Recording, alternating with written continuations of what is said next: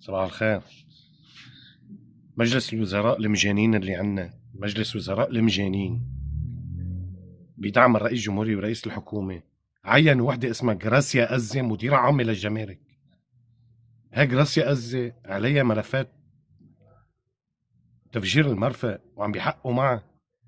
لا، من بين ال5 مليون يا مجانين، من بين ال5 مليون لبناني ما لقيتوا الا جراسيا أزة تجيبوها وتحطوها مديرة عامة؟ يا عمي انتم مجانين؟ نحن عنا حكمنا اللي عم يحكمونا مجانين هبل بالمره، ما في عندكم دماغ. طيب ليه جراسيا أزة؟ شو السبب؟ شو السبب؟ جراسيا أزة لمجانين؟ انتم مجلس مجانين، اللي انتم ما عندكم عقل تفكروا، ما عندكم راس، ما بتحترموا هول اللي راحوا اهاليهم، ما بتحترمون. يعني انتم ما عندكم عقل انه لما تجيبوا وحده عليها تحقيق يا عمي بريئه بس والقانون بأيد انها تنحط، بس انه انتم ما بتحترموا اهالي اللي راحوا بالتفجير، انه ما عندكم عقل، ما بيشتغل راسكم.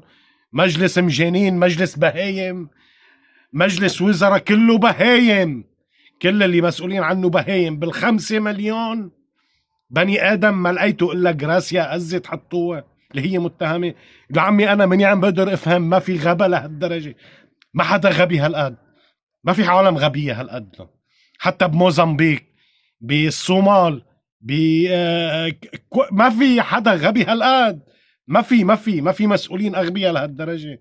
لبنان مبتلى بالاغبياء بس، وبالسرائين وبالفاسدين. ما عنا رجال، نحن ما عنا رجال يحكمنا، ما في رجال بلبنان، ما في رجال، ما في الا الاغبياء والمجانين والهبل والفاسدين والمرتشين والسرائين بس.